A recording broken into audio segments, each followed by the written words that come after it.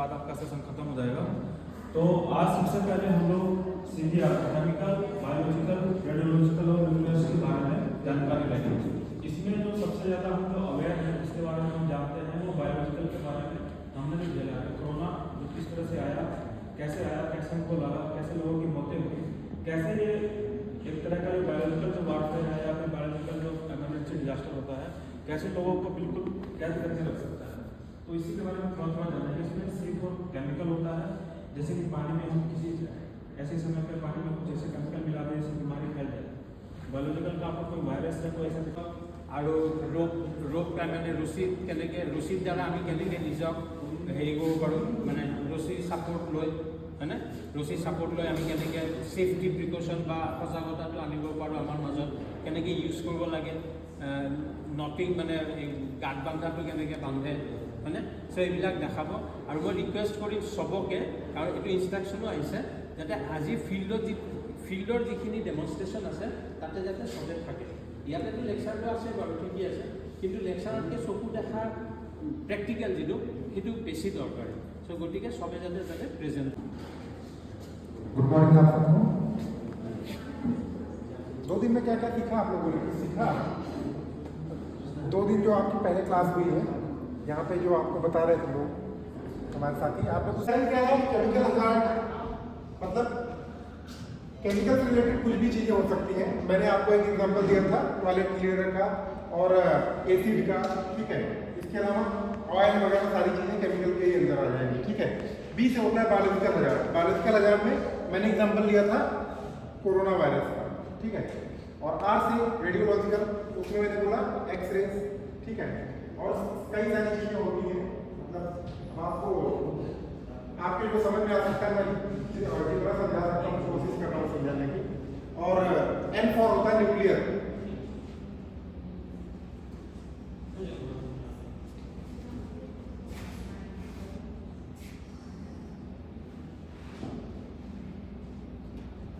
कोई भी ऐसी जहरीली गैस या कुछ भी जहरीला मटेरियल जानबूझकर या अनजाने में फैल जाए, ठीक है, उसको क्या बोलेंगे हम? केमिकल हजार्ड की श्रेणी में रखेंगे। भारत में ऐसा कभी कोई कांड हुआ है क्या जिसमें कि गैस बहुत ज्यादा मात्रा में फैल गई हो? जी, भोपाल गैस जी, उसके अलावा चेन्नई में, और छोटे मोटे ऑयल के टैंकर लगातार पलटते ही रहते हैं, इनमें आग लगती रहती है। जो मैसिव लेवल पे हुआ है 2 ही जगह हुआ है। कहाँ पे? भोपाल में और चेन्नई में। भोपाल में 10 से 15 हज़ार लोग मारे गए थे, चेन्नई में भी मरने वालों का आंकड़ा लगभग 2 से 3 हज़ार था, ठीक है। और भोपाल वाले में तो कांड रात में हुआ था, लोग सो रहे थे और सोते ही रह गए थे, उनको पता भी नहीं चला।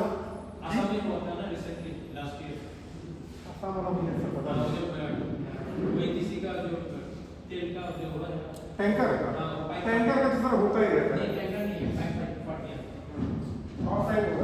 जो भी है, मतलब ये आपका इनविजिबल इनमी है, आपको दिखाई नहीं देगा लेकिन आपको नुकसान पहुंचाएगा, ठीक है। इनके अलावा आंखें पूरी तरीके से डैमेज हो सकती हैं।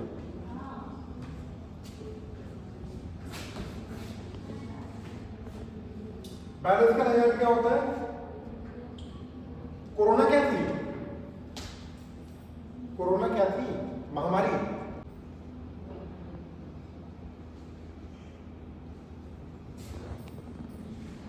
अब रेडियोलॉजिकल हजार्ड के बारे में बात करते हैं। रेडियोलॉजिकल हजार्ड आपको लगभग किसी को भी तीन तरीके से ये नुकसान पहुंचाता है। रेडियोलॉजिकल हजार्ड जो होता है, इनमें 2 पार्टिकल हैं और एक रेज है। अल्फा बीटा पार्टिकल है और नीचे गामा रे है, ठीक है। जो अल्फा पार्टिकल होता है ये भारी होता है और जमीन के नीचे रहता है। कभी भी न्यूक्लियर ये रेडियोलॉजिकल से रिलेटेड कुछ भी होता है, इंसिडेंट होता है, तो आपको क्या करना चाहिए? मैंने बोला कि ये दोनों पार्टिकल लगभग 5 से 7 फीट की हाइट तक पाए जाएंगे। अल्फा तो 4 से 6 इंच के ऊपर ही पाया जाता है। तो अगर ऐसी वाली कहीं रेडियोलॉजिकल हजार्ड होता है तो आपको क्या करना चाहिए? जमीन से कोशिश करनी चाहिए कि छत पे चले जाओ, जितनी ऊंचाई पहुंच सकते हो वहां पहुंच जाओ, ठीक है। ऐसे ही बीटा है, इसकी रेंज मीडियम है, ज़्यादा फैलता नहीं है। और अल्फा पार्टिकल को अगर रोकना है कहीं ऐसा होता है कि रेडिएशन फैल रहा है, उसमें पता चलता है किसी से आप सुनते हो कि वहाँ पे अल्फा पार्टिकल है, तो अल्फा पार्टिकल भारी होता है और भारी आदमी ज़्यादा दूर तक दौड़ नहीं सकता।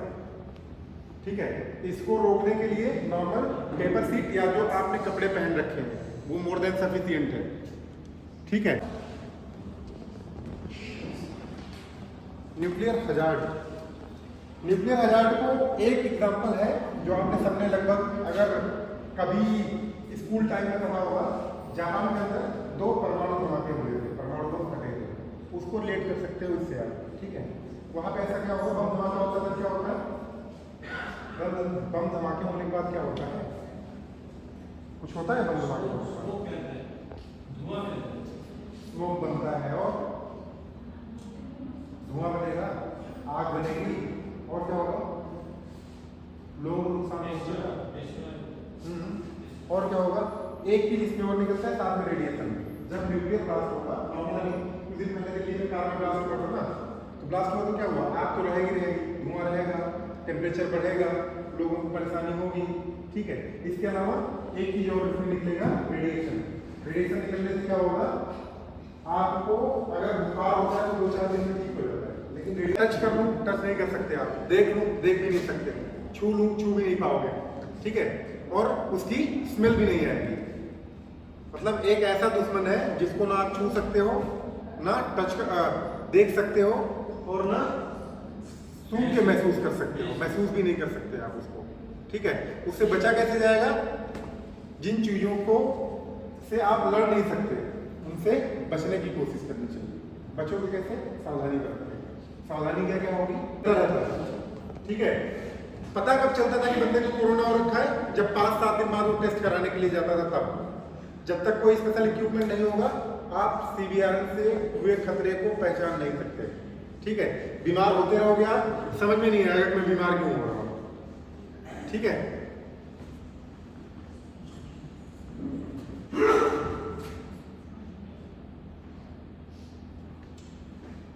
और एक चीज, इसके सिम्टम्स लगभग एक जैसे होंगे। अगर किसी को रेडिएशन लग गया, बैक्टीरिया जो केमिकल है इनको फैलाने के लिए किसी भी तरीके से इनको फैलाया जा सकता है, पानी से भी, हवा से भी, खाने से भी और मिट्टी में भी। अब इनको पहचानेंगे कैसे आपकी बीमारी ऐसी हो रखी है। ज्यादातर बड़े पैमाने पर लोगों की मौतें होंगी और जो मौत होगी वो लगभग उनकी बीमारी का लक्षण सबका एक जैसा होगा। जब वैक्सीन लगना स्टार्ट हुआ था तो गवर्नमेंट ने बोला था सबसे पहले हम किसको लगाएंगे वैक्सीन, फर्स्ट रिस्पॉन्डर को।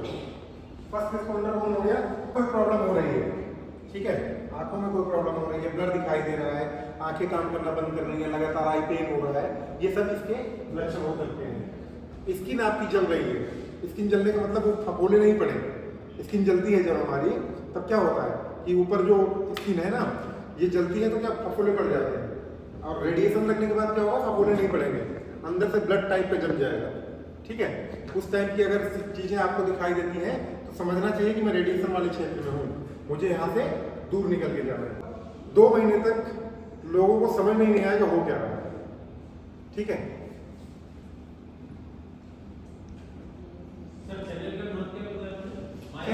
दिल्ली में आया रिसर्च करके देखिए, दिल्ली का नुकसान हो सकता है, मल्टी ऑर्गन फेल्योर, शरीर के कई चीजें ऐसी होंगी जो काम करना बंद कर देंगी। ठीक है, सांस लेने में प्रॉब्लम होगी, साइकोलॉजिकल एंजाइटी होगी, न्यूरोलॉजिकल सिम्टम्स होंगे, रेस्पिरेटरी डिस्ट्रेस होगा, मतलब शरीर में कुछ भी ठीक ठाक नहीं चलेगा।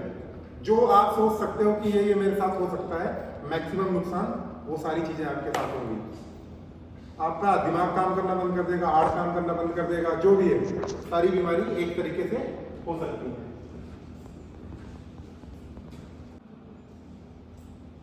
अब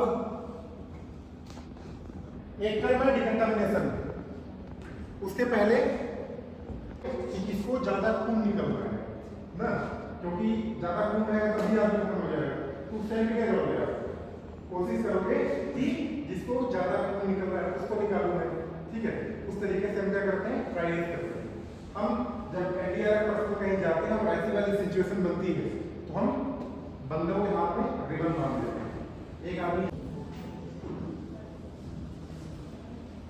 कंटेनमेंट क्या होता है?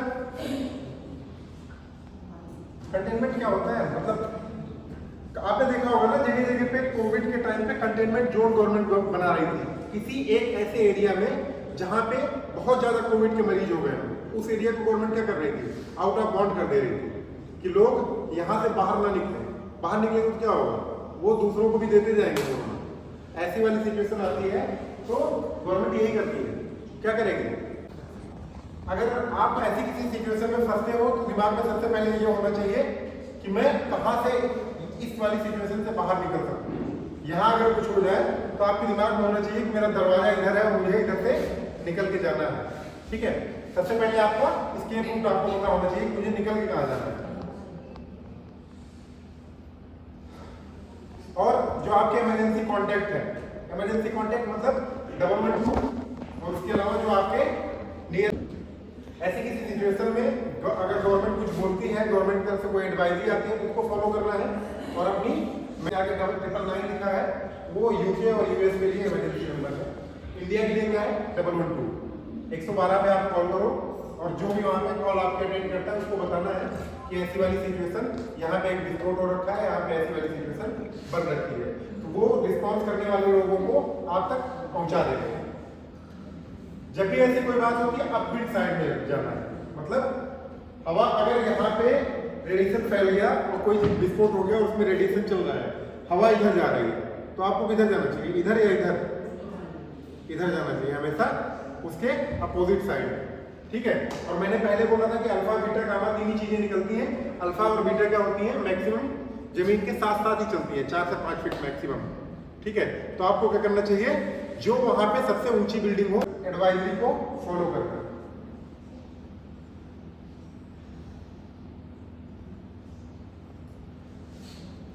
अब ऐसी वाली सिचुएशन होती है तो क्या हमें नहीं करना चाहिए सबसे पहले दिमाग को शांत और स्थिर रखें अफवाह ना फैलाएं ना अफवाह पर विश्वास करें ठीक है सिर्फ फॉलो किसको करना है गवर्नमेंट द्वारा जो गाइडलाइन आती है ठीक है सिर्फ उसको फॉलो करना है इंफॉर्मेशन के लिए सिर्फ वो चीजें देखनी है जो गवर्नमेंट से रिलेटेड है ठीक है टीवी रेडियो आप देख सकते हो लेकिन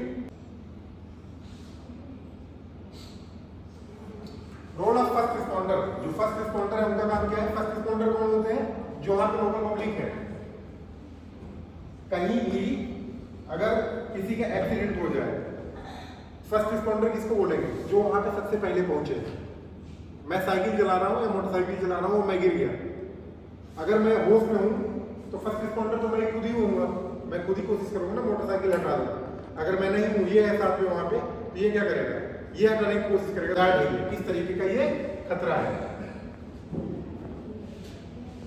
प्रोटेक्शन करेंगे कैसे प्रोटेक्शन करेंगे पहले जो मैं मतलब मोटा मोटी हिसाब निकाल था मैंने उस हिसाब से ये पीपीटी बनाई थी कि जो बेसिक तरीके होते हैं उतना कर सको आजकल मतलब बात आज तक दिल्ली जाने का मौका मिला भी 2-4 बजे ठंडी के टाइम अभी गए पिछले साल गए